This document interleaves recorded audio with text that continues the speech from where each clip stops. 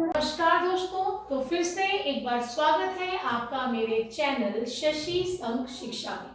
तो पिछली वीडियो में मैंने आपको वर्णमाला के अंतर्गत आपको मैंने संयुक्त व्यंजन सिखाए, संयुक्त अक्षर बताए, द्वित्व व्यंजन सिखाए कि क्या क्या होते हैं। और अब आगे जो मैं आपको सिखाने जा रही हूँ वो मैं बताने जा रही हूँ विदेशी ध्वनियां या फिर कहें आगत ध्वनियां। अभी आप सोचेंगे विदेशी ध्वनियां या आगत ध्वनियां क्या होती हैं। देखो भाई, हमारी जो हिंदी भाषा है ना, वो बहुत विशाल हृदय लिए हुए है। तो यहाँ पर केवल हिंदी के शब्द नहीं है, यहाँ पर अन्य भाषाओं के शब्द भी हम प्रयोग करते हैं, बोलते हैं। अन्य भाषाओं के यानी भारतीय भाषाओं के, तो उनके कुछ वर्ण जो हैं हम हिंदी वर्णमाला में सीखते हैं। क्यों सीखते हैं? मतलब हिंदी वर्णमाला के साथ में सीखते हैं, के अंतर्गत तो नहीं कहूँगी, साथ में सीखते हैं कि ताकि हम लोगों को वो पता चले कि ये शब्द जो हैं वो क्या हैं, विदेशी हैं या आगत हैं, बाहर से आए हैं, विदेशी भाषाओं के हैं। तो मैं कुछ आपको वर्ण सिखाने जा रही हूँ और कैसे उनके शब्द जो हैं बोलते हैं, प्रयोग करते हैं हिंदी में, वो भी आपको पता चलेगा। तो कुछ एक वर्ण मैं आपको सिखाऊंगी। तो हमारा जो सबसे पहले वर्ण है ये है हमारे फ। ये देखो हिंदी का है आपका फ। हिंदी में हम फ प्रयोग करते हैं, मगर इसके नीचे जब नुक्ता लगा देते हैं तो फ हो जाता है। तो इससे किस तरह के शब्द बनते हैं? फरेब, फरिश्ता,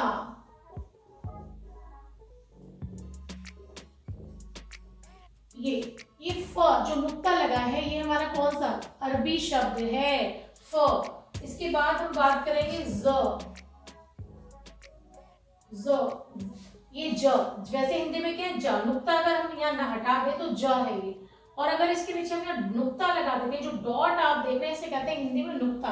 बहुत से लोगों को नहीं पता इसे नुक्ता कहते हैं, है ना, पता ही नहीं क्या है, तो इसे हम क्या कहते हैं? नुक्ता कहते हैं। तो ये हो गया हमारा ज। तो ये ज, इंग्लिश में जेड का जो साउंड होता है ज, तो ये क्या हो जाएगा? जंजीर। इस तरह के शब्द जंजीर, जहर, जंजीर, जहर। और एक हम इसमें हम अंग्रेजी के बहुत सारे शब्द हैं जो हिंदी में एज इट इज प्रयोग करते हैं, वो हमारा होता है औ।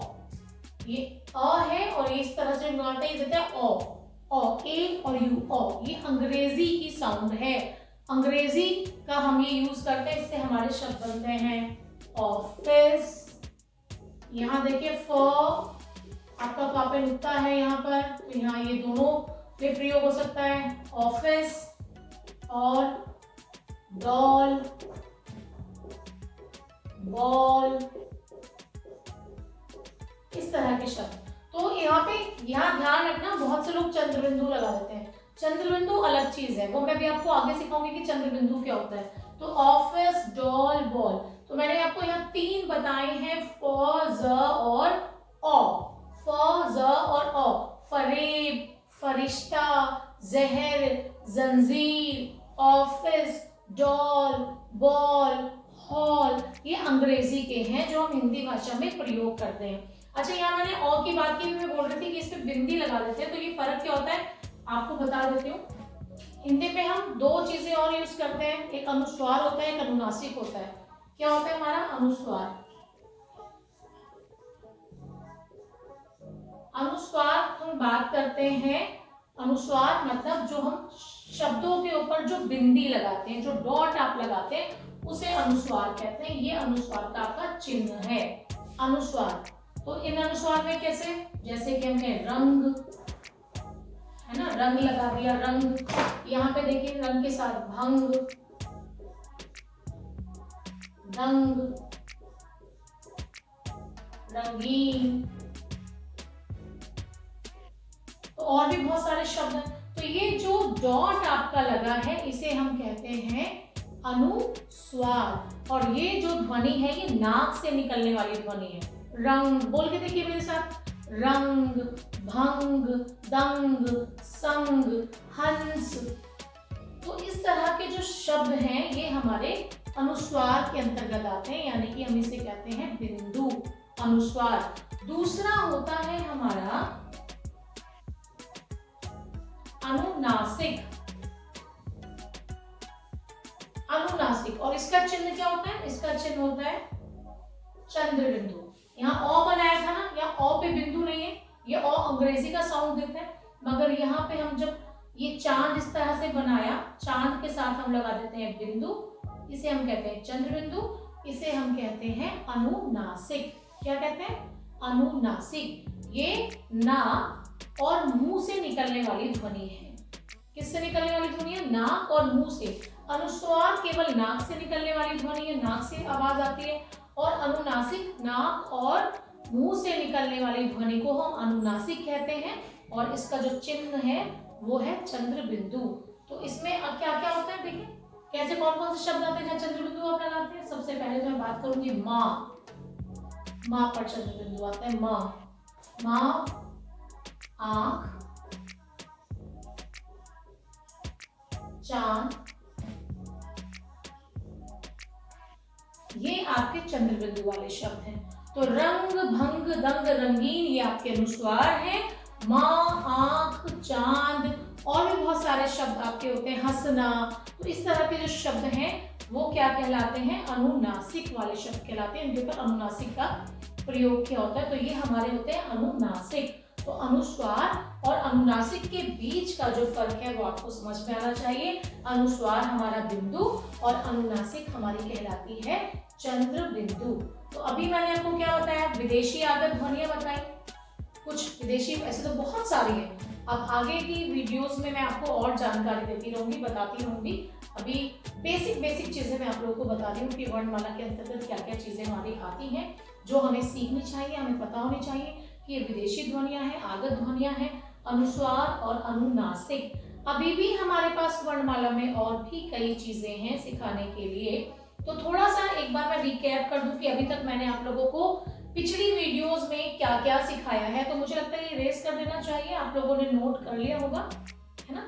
आप लोगों ने नोट कर लिया होगा, तो साथ साथ इन चीजों को कहीं नोट करते जाएं जो सीख रहे हैं हिंदी को, चाहे वो बच्चे हैं या मैं पिछली वीडियोस में बताती रही हूँ, सबके लिए बहुत ये फायदेमंद है। आप लोगों को इनके बारे में जानना चाहिए, इससे आपके बच्चों की हिंदी जो है वो बहुत मजबूत होगी। मैं तो बड़ों को भी कहूँगी, मम्मी या पापा जो अपने बच्चों को घर में पढ़ा रहे हैं, बड़े भाई बहन हैं, वो भी इन चीज़ों को जाने, छोटे भाई बहनों की हेल्प करें, उन्हें पढ़ाएं, और आपका भी ज्ञान उनके साथ साथ बढ़ेगा। तो मेरे ख्याल से ये हो गया होगा, तो मैं इसको भी इरेज करूँगी और थोड़ा सा रिकैप हम करेंगे, दोहराएंगे कि मैंने आप लोगों को क्या क्या सिखाया है पिछली वीडियो में। और जिन्होंने मेरी पिछली वीडियोस नहीं देखी हैं वर्णमाला के अंतर्गत, पहले मैंने आपको भाषा बता दिया था कि भाषा क्या है, हमारे भावों विचारों को बोलने का जो है जरिया वो भाषा है। अभी उसके बाद मैंने आप लोगों को वर्णमाला कराया। थोड़ा सा बढ़ जब चलते हैं, वर्णमाला में मैंने आपको क्या कराया, थोड़ा सा जल्दी चलते हैं। स्वर कराए, वो हमारे 11 होते हैं। इसके बाद मैंने आपको स्वर के बाद व्यंजन हमारे हैं। अयोग वहाँ इससे पहले आपके 2 अयोग, वहाँ हमारे कितने होते हैं? 2 होते हैं। कौन कौन से होते हैं? अंग है और अंगः। ठीक, इसके बाद मैंने आपको बताया कि व्यंजन जो कि है 35 व्यंजन है। इसके बाद मैंने आपको सिखाए थे संयुक्त व्यंजन। संयुक्त व्यंजनों की जो संख्या है वो आपकी 4 है। और वो कौन कौन सा संयुक्त व्यंजन है, दोबारा से बता देती हूँ। श्र, ये हो गया आपका, सॉरी सबसे पहले हम शुरू करेंगे श, त्र, य, देन श। ये आपके 4 संयुक्त व्यंजन हैं। इसके बाद मैंने आपको सिखाए थे संयुक्त अक्षर। संयुक्त अक्षर हमारे कौन कौन से, मैं एग्जांपल थोड़े से बता देती हूँ संयुक्त अक्षर के। इसमें हमारे 2 व्यंजन होते हैं, एक आधा होता है, एक पूरा होता है। जैसे क, ख, च, छ, इस तरह के जो शब्द हैं हमारे, ये हमारे क्या है? संयुक्त अक्षर है, एक आधा एक पूरा। ट, ठ, ये संयुक्त अक्षर हमारे कहलाते हैं। इसके बाद मैं आपको बताऊं कि करवाया था मैंने द्वित्व व्यंजन। एक रिकैप आप लोगों को करा दे रही हूँ ताकि आप लोगों को याद रहे, और जिन्होंने नहीं देखा तो पिछली वीडियोस मेरी देख सकते हैं। द्वित्व व्यंजन, वहां मैंने अच्छे से आपको समझाया था। द्वित्व व्यंजन में मैंने आप लोगों को क्या सिखाया था कि यहाँ पर दो व्यंजन एक समान होते हैं, एक आधा स्वर रहित और एक पूरा, मगर दोनों सेम होते हैं। त च च ल क म, बहुत है ऐसे, तो इन्हें हम क्या कहते हैं, द्वित्व व्यंजन कहते हैं। तो क्या क्या आपको सिखाया, इसके बाद आगे हम बात करें द्वित्व व्यंजन। आज जो मैंने इसके बाद आप लोगों को सिखाया, मैंने आपको सिखाया विदेशी ध्वनियां, विदेशी या फिर बात करें आगत ध्वनियों की। और ये हमारी कौन कौन सी मैंने आज आपको बताई है, मैंने आपको बताया है फ, ज, ओ, ठीक है, ये आपको मैंने बताई। इसके बाद मैंने आपको बताया अनुस्वार, अनुस्वार, और इसका चिन्ह होता है हमारा ये बिंदु। और इसके बाद मैंने आपको बताया अनु, नासिक, और इसका जो चिन्ह होता है वो होता है हमारा चंद्र बिंदु। इनसे बनने वाले शब्द। तो अभी तक वर्णमाला के अंतर्गत मैंने आपको ये सिखाया है, इनका टोटल भी मैंने आपको बताया था। अगर हम ये कर देंगे यहाँ पर 11, ठीक है, 11 को प्लस 2 प्लस ये हमारे हैं 4 प्लस 35 हमारा रह गया, 35 हमारे क्या है, व्यंजन है, 4 हमारे जो है क्या है, संयुक्त व्यंजन है। तो टोटल अगर हम करेंगे तो टोटल वर्णमाला में कुल वर्ण कितने हो जाएंगे, कुल वर्ण कितने वर्णमाला में, 52। ये आप लोगों को याद रखना है, वर्णमाला में हमारे कितने व्यंजन हैं, 52। तो अभी तक मैंने आपको ये सिखाया है। अगली वीडियो में मैं वर्णमाला के अंतर्गत एक और आपकी चीज आती है, वर्ण विच्छेद। तो वर्ण विच्छेद कैसे किए जाते हैं वो आपको सिखाऊंगी, रा के प्रकार मैं आप लोगों को सिखाऊंगी। तो मेरे ख्याल से आज के लिए इतना ही काफी है। तो मैंने वर्णमाला में अभी तक आपको क्या क्या सिखाया है वो सारी चीजें बताई हैं। जिन्होंने नहीं देखा है वो प्लीज मेरी पिछली वीडियोस को भी देखें, लाइक करें, सब्सक्राइब करें। मिलेंगे अगली वीडियो में, तो तब तक के लिए बाय बाय दोस्तों, अलविदा।